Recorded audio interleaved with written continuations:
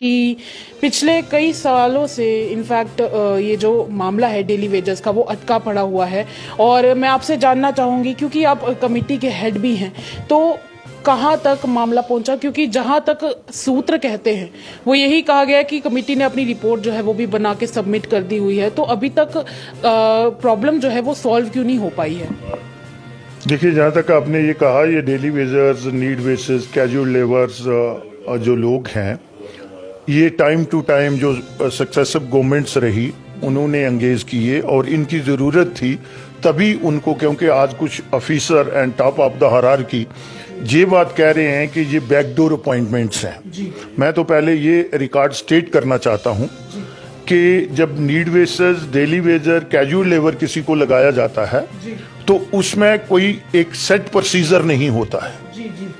और जूं जूं खासकर PHE, irrigation, road and building, PDD में ये एरिया ऑफ ऑपरेशन एक्सपैंड होता गया तो इन लोगों को एंगेज करते गए, क्योंकि यूनिट इंस्टॉल करने के लिए पैसे जो है वो गवर्नमेंट ऑफ इंडिया देती थी, लेकिन मैन पावर का कंपोनेंट जो है वो स्टेट सब्जेक्ट था। और स्टेट के जो थे वो अपने रिसोर्स इतने नहीं थे, और हो सकता है कि जो एम्प्लॉयमेंट रेशियो हमारी थी वो कंट्री की जो दूसरी स्टेट है उनसे ज्यादा थी। लेकिन हमारा जो एरिया आज भी देखेंगे, जम्मू कश्मीर यूटी जो है, इसका एरिया 40,000 स्क्वायर किलोमीटर से ज्यादा है और बड़ा कटा फटा एरिया है। और उसमें हमने जो एसेशनल सर्विसेज है, जो बेसिक कम्युनिटी है, whether it is education, whether it is health, drinking water, बिजली, ये तमाम चीजें जो है वो हमने देनी है। उसके लिए गवर्नमेंट ऑफ इंडिया तो पैसे देती थी, लेकिन मैन पावर का कंपोनेंट जो है उसमें वो जो सक्सेसिव गवर्नमेंट्स रही वो उन्होंने उसको इग्नोर एरिया रखा। लेकिन फिर भी अगर आप देखेंगे तो एक SRO 64 जो है वो 1994 में आया और गवर्नर रूल में आया। वो जेन्युइन थे इसीलिए आया और फिर उन्होंने रेगुलाइज किया। उसके बाद मुझे लगता है कि उसमें 61,000 से ज्यादा लोग जो हैं वो रेगुलाइज हुए। वो भी तो गवर्नमेंट ही थी, वही ब्यूरोक्रेट थे, वही टेक्नोक्रेट थे, वही फाइनेंस कोड को स्टडी करने वाले लोग थे। उन्होंने ये सारी चीजें देख के टाइम टू टाइम उनको रेगुलाइज किया। और उसके बाद फिर 2014 में एक कैबिनेट सब कमेटी बनी, जब बैकलॉग काफी हो गया और जो लेफ्ट आउट थे 94 वाले, तो 64 में उनको जो कवर अप नहीं, उनकी कोई डेफिशिएंसी थी, तो उसको रिव्यू करने के लिए एक फिर कैबिनेट सब कमेटी बनी और उसका मैं भी मेंबर बना। लेकिन ये लोग इसलिए रह गए और ज्यादातर जम्मू प्रोविंस के लोग रह गए क्योंकि इनका रिकॉर्ड किसी ने नहीं बनाया था। टाइम में कमी रह गई कि रिकॉर्ड नहीं बन पाया। बताता हूं, लगाते रहे head of the department, executive engineer और SC, इसी तरीके से दूसरे डिपार्टमेंट में भी उनको एंगेज करते रहे। लेकिन एक फॉर्मल और जो सेट प्रोसीजर होता है रिक्रूटमेंट का, उसको फॉलो नहीं किया। इसको मैं मानता हूं, लेकिन वो गलती इन लोगों की नहीं है जिनको एंगेज किया और इनसे काम लिया। और मैंने यही responsibility when I was in charge minister irrigation, flood control and PHE, तो मैंने अपने administrative secretaries and other department के जो एडमिनिस्ट्रेटिव सेक्रेटरी थे उनसे पूछा और हेड ऑफ द डिपार्टमेंट से पूछा कि गलती तो आपकी है, and these alls are the appointed by the head of the department. तो आप लोगों ने अगर गलती की है और ब्लंडर किया है, मिस्टेक किया है, तो दे आर नॉट, इनको तो बलि नहीं लगनी चाहिए। तो मुझे खुशी है कि उस समय आउट ऑफ 47 डिपार्टमेंट से ऑलमोस्ट 40 के जो हेड ऑफ द डिपार्टमेंट हैं, 40 जो हेड ऑफ द डिपार्टमेंट हैं, उन्होंने इन राइटिंग में दिया है कि these alls are appointed by us, और उसको एडमिनिस्ट्रेटिव सेक्रेटरी ने इंडोर्स किया हुआ है। और on the floor of the house as a in charge minister मैंने वो स्टेटमेंट दी है, वो असेंबली का भी है। अगर ये बैकडोर अपॉइंटमेंट से आए होते जो आज बड़े एक्सपर्ट बनते हैं, तो फिर उस समय असेंबली से ऊपर तो कोई अपेक्स बॉडी नहीं होती। तो ये कुछ चीजें हैं, मुझे लगता है कि वो अंडरस्टैंड नहीं कर रहे हैं और सिचुएशन को जो ग्रेविटी ऑफ सिचुएशन को अंडरस्टैंड नहीं कर रहे हैं। सर आप कह रहे हैं कि ग्रेविटी ऑफ सिचुएशन जो है वो अंडरस्टैंड नहीं हो पा रही है, कहीं ना कहीं एक मिसकम्युनिकेशन जो है वो देखने को मिल रहा है। आपको इसका कोई कारण लगता है क्या? आपका राय है इस पे, क्या कारण है? इसका कारण ये होता है कि जब लोगों की चुनी हुई सरकार हो तो जो डे टू डे इशू होते हैं और इस किस्म के क्रॉनिक इशू हैं, किसी भी पार्टी की हो, किसी भी दल की हो, तो उनकी जो सेंस ऑफ रिस्पॉन्सिबिलिटी है वो बढ़ जाती है, क्योंकि उन्होंने लोगों से डेमोक्रेसी की यही खूबसूरती है कि जो भी कानून बनते हैं, जो भी पॉलिसी बनती है, वो in the interest of the society और समाज के लिए बनती है। लेकिन ब्यूरोक्रेटिक एक सेटअप है, उन्होंने एक सेट फ्रेमवर्क में काम करना है, ठीक है ना, और ओवर रूल करने के लिए मंत्री होता है। इन्होंने तो जो इनको बुक्स कहेगी एक सेट फ्रेमवर्क के उस पे चलना है, and they are not directly accountable to the people, otherwise they are accountable to the people because they are government servant and they are directly accountable to the people. But यहां जो हमारी है उस तरह की अभी सेंस परवेल नहीं की किसी ने। मैं सबको नहीं कह रहा हूं, very competent, very upright, elite class से जो हमारे हैं अलाइड सर्विस में लोग आते हैं, बट वो ये सोचते हैं कि उन्होंने डायरेक्ट लोगों के पास नहीं जाना है, जहां जाना है तो deputy commissioner, secretary, head of the department बन के जाना है। तो जो एक लोगों का चुना हुआ नुमाइंदा है पंच से लेकर और पंत प्रधान तक, तो उनको तो पता है कि 5 साल के बाद हमने दोबारा लोगों में जाना है, और सरकार का मतलब ही यही होता है। For me the definition of the government लोगों की सहजता। वैसे भी सर कहा जाता है ना, by the people for the people, ये आज से 400 साल पहले कहा गया था। तभी सदियों से चली आ रही परंपरा चली आ रही है। अब तो ये बच्चों को भी स्कूल में रट गया हुआ। नहीं, मैं तो ये कहता हूं कि अभी जिस तरह से हमारी डेमोक्रेसी को मैच्योर होना चाहिए, both the side, both the end, whether public side में और गवर्नमेंट साइड में, अभी वो कहीं ना कहीं, हालांकि हमने 75 साल से ऊपर हो गए हैं, बट वो कहीं एक सेंस ऑफ बिलोंगिंगनेस एंड जो कमिटमेंट है वो दोनों तरफ कमी है। ये मैं इतराफ करता हूं, दोनों तरफ कमी है। पब्लिक रिप्रेजेंटेटिव भी, अगर मेरे से पहले वाले जो मंत्री या दूसरे मंत्री थे एक सेट प्रोसीजर को फॉलो करते, और सेट प्रोसीजर को भी फॉलो किया है, रहबरे ज़राअत जो है, रहबरे तलीम जो है, तो गवर्नमेंट ने ये स्कीमें बनाई, तो आज उनको भी होल्ड पे रखा हुआ है। तो उसके लिए answerable and accountable head of the department है, नॉट जनता नहीं है। इसी तरीके से अगर आप देखेंगे, एक मनरेगा की लाइबिलिटी है, लोग सफरर हैं, बट जिन्होंने वो वायलेशन की है, मैं मानता हूं ग्रॉस वायलेशन है, जो गवर्नमेंट ऑफ इंडिया की गाइडलाइन थी, तो वो मैं मानता हूं, क्योंकि मैं एक लेजिस्लेटर रहा हूं और थोड़ा बहुत सब्जेक्ट की जानकारी रखता हूं। But administrative secretary, head of the departments, then ACD, BDOs, they are accountable, they are answerable, not the people जिन्होंने काम करवाया। आज लाइबिलिटी के लिए भी वो पीछे पीछे घूम रहे हैं। एंड इनफैक्ट देखा जाए तो जो भी लोग ज्यादातर सफर करने वाले हैं इन सब में से, ये वो लोग हैं जिन्होंने कोरोना काल में अपने घर पर ना बैठते हुए अपनी ड्यूटी जो है वो निभाई है। नहीं, आई एम टॉकिंग अबाउट उससे पहले, जब यूं ही इमीडिएटली यहाँ चेंज ऑफ पावर हुआ और वो मनरेगा के तहत जिन लोगों ने काम करवाया, तो मुझे लगता है इन इश्यूज को अंडरस्टैंड करने की जरूरत है, और कहीं ना कहीं जो रूल्स हैं और एक्ट है उससे बाहर आके लोगों के लिए रूल्स भी बनते हैं, एक्ट भी बनते हैं, in the interest of the people.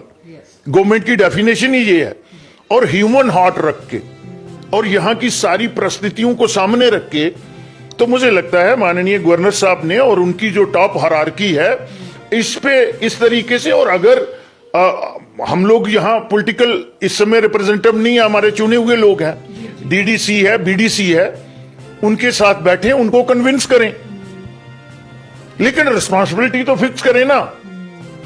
मैं अगर किसी महकमे का मंत्री रहा हूं, अगर मैंने उस समय वायलेशन की है तो रिस्पांसिबिलिटी मेरी फिक्स होनी चाहिए, मेरे एडमिनिस्ट्रेटिव सेक्रेटरी की फिक्स होनी चाहिए,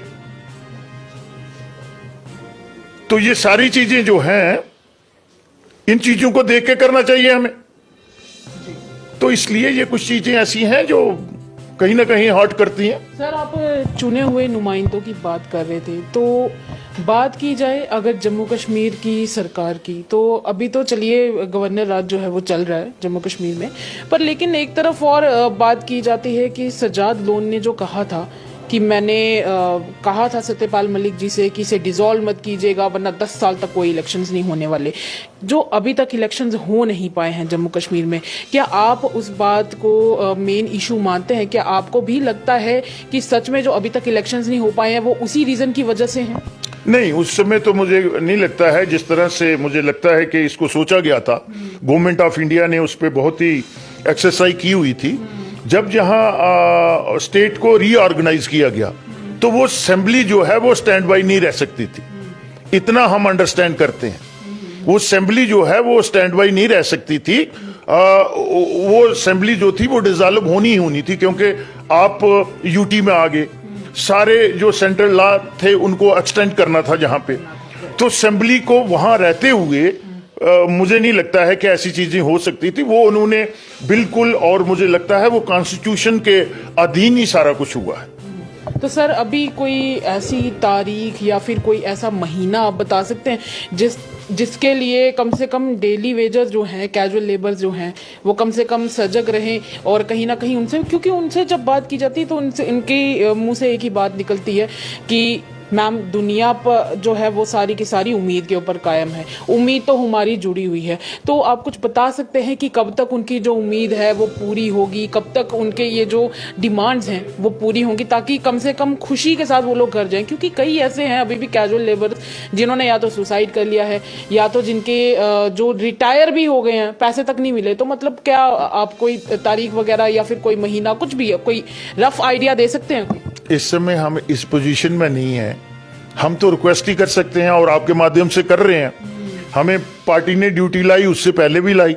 हमने एक कॉम्प्रहेंसिव रिपोर्ट बनाई हुई है और मुझे लगता है कि उस पे अगर गवर्नमेंट के जो लोग हैं वो देखेंगे, और उसमें हमने सारी चीजें जो हैं वो एलेबोरेट करके तरीके से उसको हमने उसी तरीके से किया है। और जिन लोगों को आज आप गवर्नमेंट ट्रेजरी से, आज जम्मू कश्मीर के फाइनेंस डिपार्टमेंट्स के जिनको वेजेस मिल रही है, तो आप कैसे कह सकते हैं कि वो बैकडोर अपॉइंटमेंट है जहां वो उनको कह सकते हैं कि नहीं, इनकी जरूरत नहीं थी। मुझे नहीं लगता है कि अगर इन लोगों को हम आज भी कहेंगे हम आपको जाइए आप अपने घर पे, और 24 घंटे में बहुत से ऐसे डिपार्टमेंट हैं जो बिल्कुल क्रिपल हो जाएंगे, खासकर पीएचई का जो पीने के पानी का है, पीडीडी है, जो दूसरे डिपार्टमेंट्स हैं। मुझे नहीं लगता, मुझे पता है ना कि पीएचई की स्कीम्स को चलाने के लिए कम से कम 70,000 मैन पावर की जरूरत है। 7,000 से ऊपर स्कीम है और यहां 22 स्टेजेस भी है, तो वो नहीं मुझे लगता है कि चल सकती हैं। लेकिन जो आपके पास परमानेंट एम्प्लॉय है वो आपका हो गया 18,000 से ज्यादा नहीं है, अभी रिटायर भी होंगे। और जो ये लोग हैं, ये उस समय 23,000 थे, पीएचई इरिगेशन 16,000 पीएचई में है, इस समय रह गए होंगे 12,000, तो 1812 30, तो 40,000 की आज भी डेथ है। ये दिन रात काम करके एक एक आदमी 2-2 3-3 शिफ्ट दे रहा है। हम बोलते हैं वो काम नहीं करते हैं। अगर ये काम नहीं करते तो लोगों को ड्रिंकिंग पानी कैसे मिल रहा है? मैं कहता हूँ देखा जाए एक दिन भी सर अगर पानी नहीं ना आ जाए, लोगों के घर में हाहाकार मच जाता है पूरे शहर में। कि ये ट्राई करके देखें, 24 घंटे उनको छोड़ें कि 24 घंटे आप लोग काम नहीं करें, फिर देख लेते हैं कि उनकी जरूरत है या नहीं है। मैं तो बड़े रसूख के साथ ये नहीं कहें कि श्यामलाल मिनिस्टर रहा है। मुझे लगता है अगर ये रिकॉर्ड निकालेंगे तो मैंने कभी भी इस तरह अगर लगाए हैं तो हेड ऑफ द डिपार्टमेंट ने लगाए हैं, और मिनिस्टर और एमएलए लगा ही नहीं सकते। तो अपने जो इनके ऑफिसर हैं उनकी रिस्पांसिबिलिटी फिक्स करें ना। और उस समय जो पीडीडी के सेक्रेटरी, इस समय जो चीफ सेक्रेटरी हैं, मैं बोलूंगा तो बहुत कुछ बाहर आएगा। जो इस समय चीफ सेक्रेटरी हैं ये पीडीडी के सेक्रेटरी रहे हैं यहां, मेहता साहब। हाँ मेहता जी। तो उस समय इनको नजर नहीं आ रहा था कि क्या हो रहा है। उस समय इन्होंने डिपार्टमेंट को चलाना था। इनको पता था कि लाइनमैन हमारे पास 87 के बाद आपने लाइनमैन प्रोसीजर के थ्रू लगाए नहीं। मतलब जानबूझ के किया? मुझे जानबूझ के नहीं कह सकता, इनको तंगी होगी। एक तो रेशो ज्यादा थी, मैं बड़ी खुली बात करता हूं। एम्प्लॉयमेंट रेशो जो हमारी है गवर्नमेंट ऑफ इंडिया की हिंदुस्तान में, ओवरऑल पॉपुलेशन से 2% से ज्यादा नहीं होनी चाहिए, उसी में सारा कुछ आता है। इसी तरह भारत की भी। लेकिन हमारा आज भी अगर आप देखेंगे पॉपुलेशन तो उससे 3 टाइम 4 टाइम ज्यादा है। लेकिन हम एरिया देखें, कनेक्टिविटी रेशो देखें, टोपोग्राफी देखें, ये सारी चीजें अब आप दिल्ली को कंपैरिजन करोगे, आप बिहार का करोगे, आप हरियाणा का करोगे, आप पंजाब का करोगे, आप एरिया देखो ना उनका, और वाटर टेबल देखो।